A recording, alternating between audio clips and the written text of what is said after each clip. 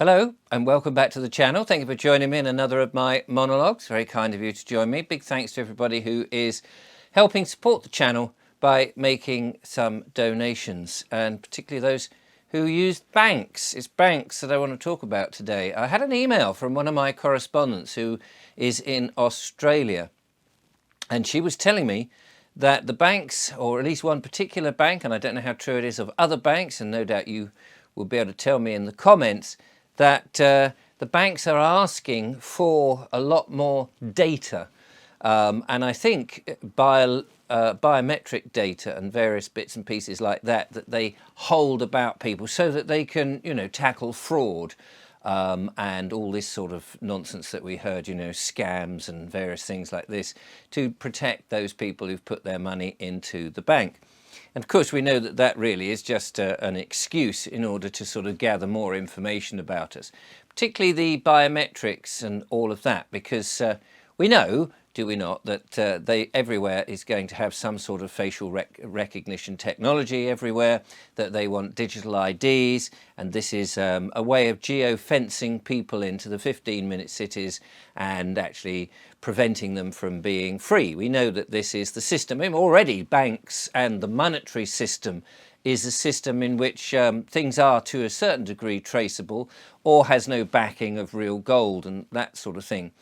And one of the problems is that we're all in this system one way or another. We're in the system with the name, the all caps name, which isn't even us, that we've adopted, we've been told is us, and that we've been given a birth certificate, which of course it says on the birth certificate itself that this is not to be used as evidence or proof of identity. And yet that's what a bank will ask for, to say, are you this individual? And you'll go, yes, I am. I'm Mr. Fred Bloggs, whatever.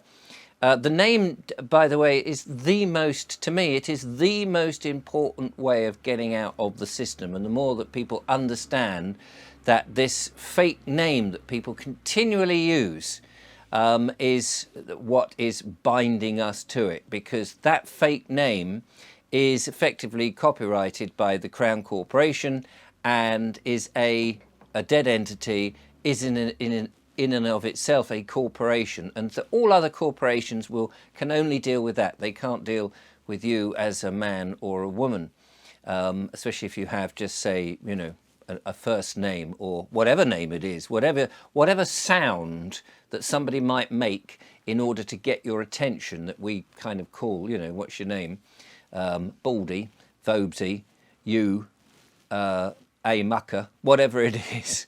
Anyway, going back to the banks, this is where they're going to get us, isn't it? With the banks and our money, because we all need some form of device to transact with one another to be able to buy something. We can't immediately go straight into the barter process. And so this is a conundrum, and we really need to address this and think about it, because that's a power they have to, at any one time, to suddenly switch your bank account off, to stop you accessing the funds that you need to pay bills, to buy food, and so on, and buy anything, any commodity that you might want to have and consume. And I had that, funnily enough, not actually that, but I did have a situation where the other day I was going online to pay for something, and I needed to do a bank transfer, and for some reason there was a glitch. It was only a glitch, it was not a real thing, but for a moment it made me panic because I couldn't actually access the bank, and I thought, oh golly, I've got to sit there and ring them up and talk to a disembodied voice, anti-human, or maybe a bit of AI or something, try and explain what was going on and wait for hours, and all of this, because everything's become so impersonal these days. But actually, when I refreshed the screen, it all worked. But just for that split moment, I thought, oh, this is how vulnerable we've all become. So what do we do about this? And this is where I think we've really got to start thinking about it. Now, this is not going to be very popular with a number of people.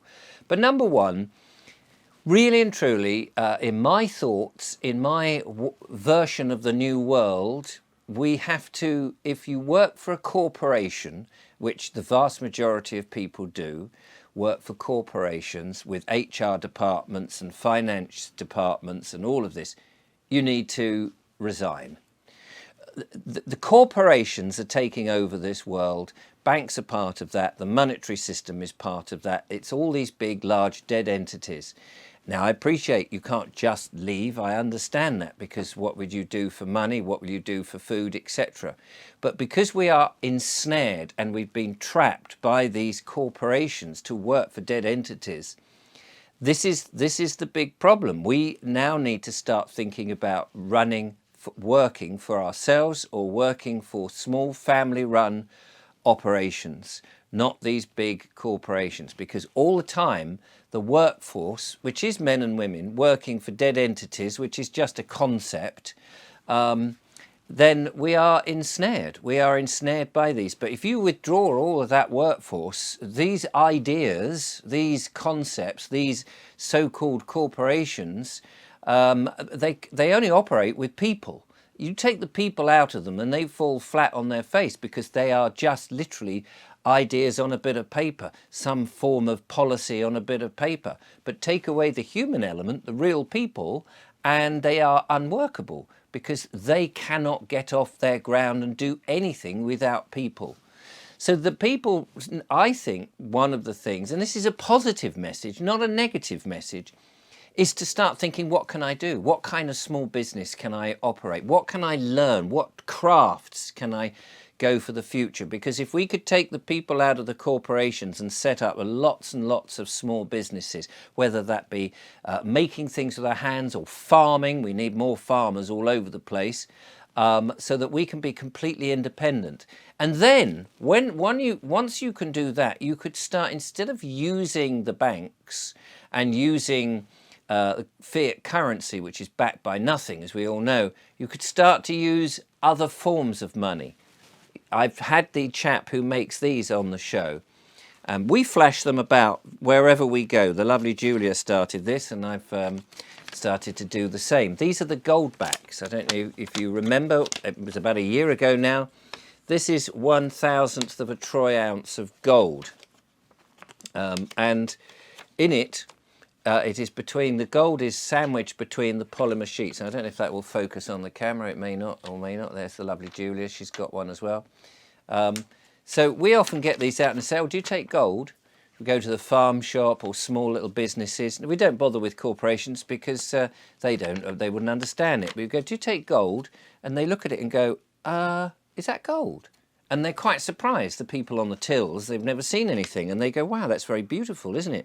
And they say, well, that is a troy ounce of gold, and it was worth about £5 when we bought it, but the price of gold is going up, so it's probably £7 or £8 now. And I said, that's the thing about gold, is this will go up in value. It's not likely to go down, whereas fiat currency is constantly going down.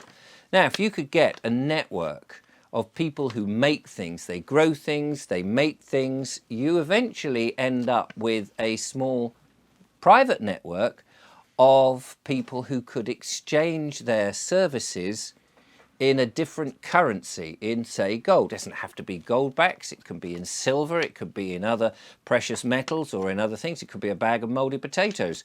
As long as there is an exchange, a like-for-like exchange, one could do that. But all the time, people continually just not think about where we're going and go to work for big corporations and continually put their money into the bank, and then the bank won't give it to you back or won't give you access to it online, which does seem to be the process at the moment. We all know if you want to take a couple of £1,000 out the bank, you have to go through some sort of investigation now, don't you? You just sort of come in there with the big bright lights and, what do you want your money for? Well, I just want to buy something. Why don't you use your card?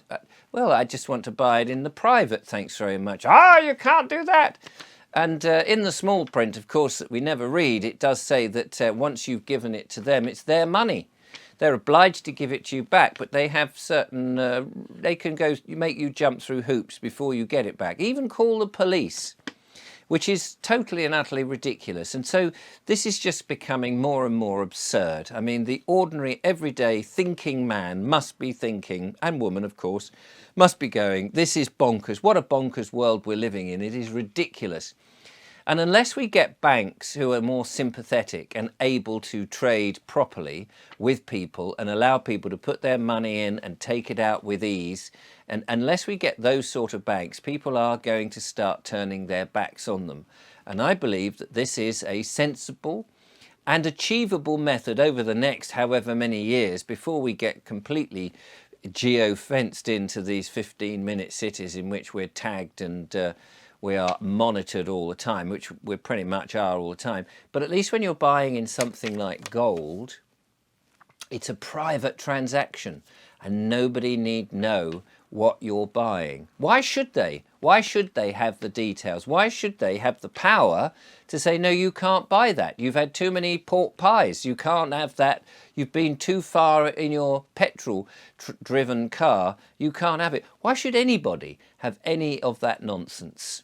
So this is just an idea. I'm floating it, and of course it will take time to go and come together to fruition. But if we continually work for these big corporations and allow them to continually pay us directly into the banks, you know, when you get your money, they don't pay it out in cash. If they paid it out even in fiat currency, that would be better, because you wouldn't have to put the money into the bank. You might have to hide it in the eiderdown or under the bed or under the floorboards or somewhere. But that would be better than anybody, your employer, paying you directly into the bank, because they then pay it into the bank and you might not even be able to get it out if you want to, which does seem a bit unfair. So that's why I think we need to start to get together and start putting back those small independent companies, people who are learning to do things with their own hands, and take the power away from everybody else, these big dead entities, and bring the power back to us. Take responsibility back for our lives. It's the sort of message I've been saying pretty much all along, that we need to be responsible for our own selves and stop giving away our energy, our money, our thoughts and everything to these dead entity enterprises. That's how we rebuild the society and have a fair system. After all, if you're continually giving everything away to these big entities, they have the power. If we pull it back, turn your back on these, you know what they say, a dictator without any followers is a clown. He's just a lonely old man. Let's take back that power, and then that way we don't have to worry too much about everything else. Thank you for watching. Take care, look after yourself, and thanks to those, again, who keep the channel going with your wonderful donations. I very much appreciate it. Bye-bye.